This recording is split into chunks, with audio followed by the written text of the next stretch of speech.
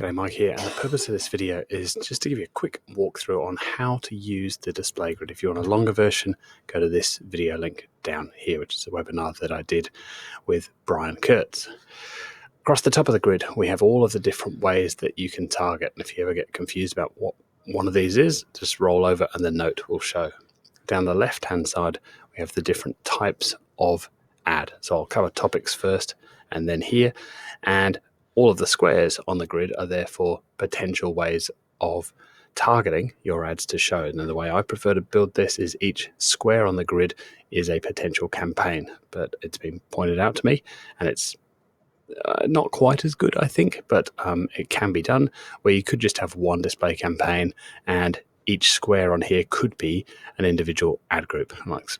It's not perfect because you may have it's not perfect. You get more control by doing this as a campaign. So targeting, managed placement, you pick the website. Different types of keyword. There are brand, non-brand, and competitor keywords. I like to treat those differently because the results will often be different. And topics. There are 2,221 topics in the Google Display Network system. And if you want the full list, then go to the topic tab down the bottom here and just do a Control F and search through here and see if there's something that relates to you. The full list, there's a URL here. There's also a URL down here, which will get you to the full list. So if you ever think that this hasn't been updated enough, you're welcome to find your own. The other stuff in Market, Affinity, and some of this other stuff is via this link.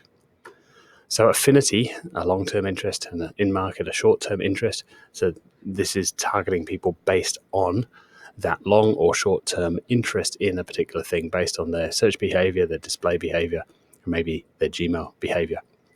By the way, if there's a gray X, that means that this square cannot be used. So in other words, custom in market doesn't exist yet. That'll roll out later in 2017. Custom affinity cannot be used for Gmail campaigns.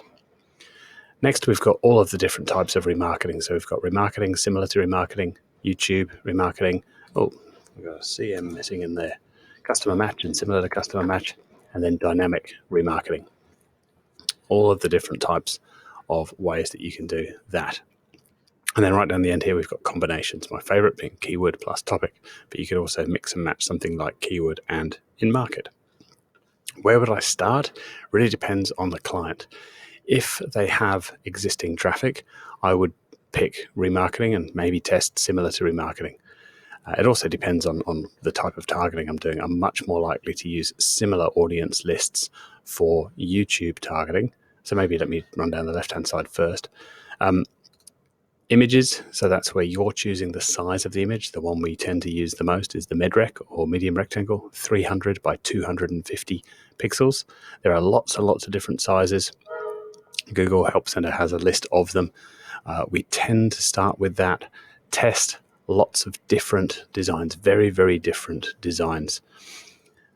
In the Google Display Network Bootcamp, there's a whole section on different things that you could test, so I won't cover that here. Expanded text, so legacy, the shorter text ads have been phased out.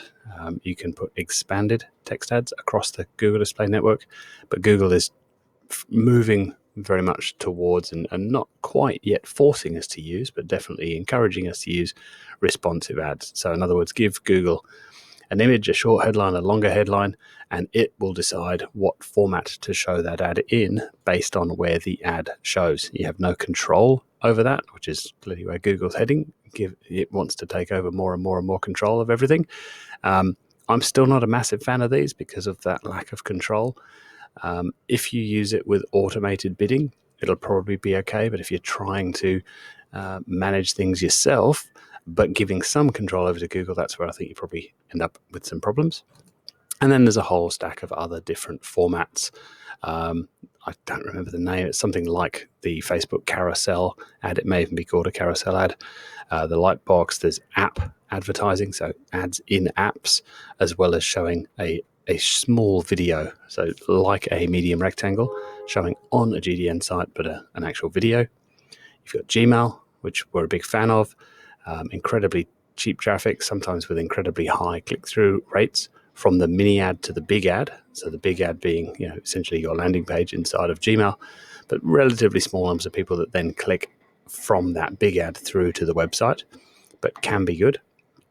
These two temporarily unavailable. This is essentially showing a banner ad to the top right of a YouTube video, up in the top right corner of a watch page on YouTube, and you can put various ads over the top of videos. So you can put ads over the top of a competitor video, but those have been removed for the time being due to some problems with YouTube. Hopefully they'll come back soon.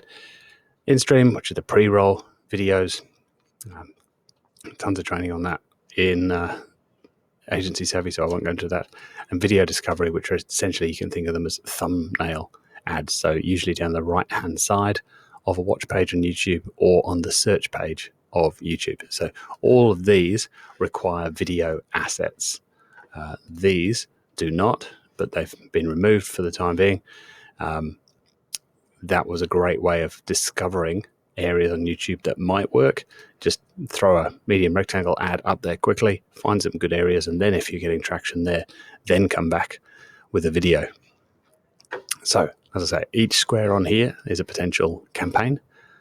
So this would be, say, for instance, I'm going to give Google a list of places where I want to show with my fixed image ads, probably a medium rectangle. Where would I start? That's where I was going. Traffic. If they've got traffic, then remarketing. If they're doing a lot of YouTube already, and they're hopefully building YouTube remarketing lists from those views, then you could remarket to people that have seen your video. That's essentially what all of this is. People that have seen probably one of these. So you did some marketing over here, you did a whole bunch of different ways of targeting your pre-roll ad. You built some remarketing lists, and now you get to use those lists over here, or potentially even here. So what would this be? This would be people that have seen a pre-roll ad. So maybe they've seen video 1, and then you're remarketing just to people that have seen video 1 in order to show them video 2, and then build a list of that and remarket to people that have seen video 2 and show them video 3. That would all be essentially this little square here. Gmail, you can see, is relatively restricted. You can't do remarketing on Gmail. You can't use custom affinity audiences on Gmail. I don't tend to use affinity audiences by themselves because it's a bit too broad. So after remarketing, the place I'm going to go next is customer match. Do they have a list? Can we use that list? That's great for bidding differently on the search network, but can only be used in the Google display system on Gmail and YouTube with video assets, so InStream video discovery. So ads in Gmail are a great way to test that customer match, and similar to customer match. Now, obviously, you might have different lists. You might have a buyer's list, maybe an old customer list, and typically a prospect list. So you might test all three of those. You might not want to show an ads to an existing customer, so you might only show ads to the prospect list, but people that were similar to the buyers. That's where you might use similar to customer match. And again, you can use that similar to customer match on search as well. So you've exhausted all of that. Then what? Well, then I'd look to in-market. Is there an in-market category? And again, those are all listed on this tab. There's about 500 or so, depending on which country you're in. Is there an in-market category or categories that's very, very close to the product or service that I want to advertise? If I can't find that, then I'll probably move, depending on budget, depending on how much money I've got to play with and how much testing I'm able to do, I'd probably then either jump to keyword and topic or to just keyword targeting. If the business that I'm advertising has a strong brand, like a Brian Tracy, then I'm definitely going to test using brand keywords, and I might test that on Gmail and YouTube as well. But I'm definitely going to test it with image and text ads. I would test showing ads to that. So in other words, these ads are going to show on pages that are talking about that brand. So it might be an article in the New York Times that's mentioning Brian Tracy, or it could be an article on a blog somewhere. But pages that are mentioning that, or a YouTube video that's talking about someone doing a review of Brian Tracy's book, and I can get in front of that traffic. Again, the assumption being people looking at that content should be a good market to show ads to. So failing the business having a large brand already, then who are their competitors? Because that's probably going to be the next best lump of keywords to go after. Again, if you think about search, brand is typically going to be by far your cheapest CPA. So competitor terms are often the next cheapest, other than maybe remarketing. So same here. If people are looking at content about your major competitors, then that's probably a good group of people to get in front of. Failing that, I'll probably move then to non-brand. So take your top 100, 200, 1,000 terms, whatever you want, from your search campaigns, search queries and keywords, and throw them across in here, typically one keyword per ad group, which is where this falls down, doing one square per ad group, because then you might have to put 200 keywords in the one group here, and Google only looks at 50 keywords max in an ad group for GDN. So non-brand keywords. Then I might test topic. I generally wouldn't use topic on its own. Same reason I won't use affinity on its own. Just tend to be a little bit too broad. So affinity, you've got stuff like fashionistas, avid investors. I think savvy parents got deleted, but shutterbugs, pet lovers, outdoor enthusiasts.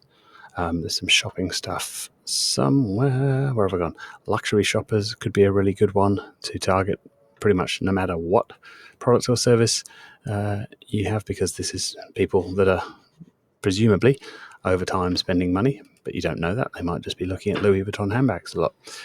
And then after exhausting all of that, well, that's pretty much the lot. So remarketing, customer match. Oh, I didn't talk about dynamic remarketing. So if you're an e-com site, then obviously that's probably one of the first places that you're going to start.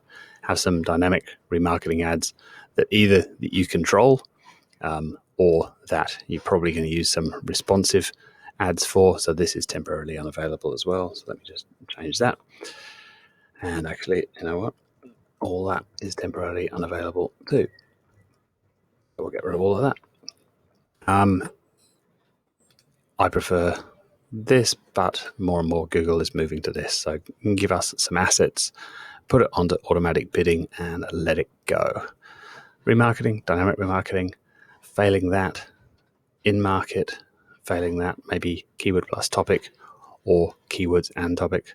And if you're really desperate for a ton of traffic, affinity. A couple of differences to that, a couple of caveats. Custom affinity on YouTube. My mate Tom Breeze gets a lot of traction doing that, as well as the similar audiences and this similar audience. So those are good ones for YouTube. And managed placements, worth a test as long as they're big websites. I don't like using managed placements for smaller websites because then they can block you, and once you're blocked, you can't get back on there. But managed placements typically worth a test as well. There you go. GDN Grid in a nutshell. Cheers.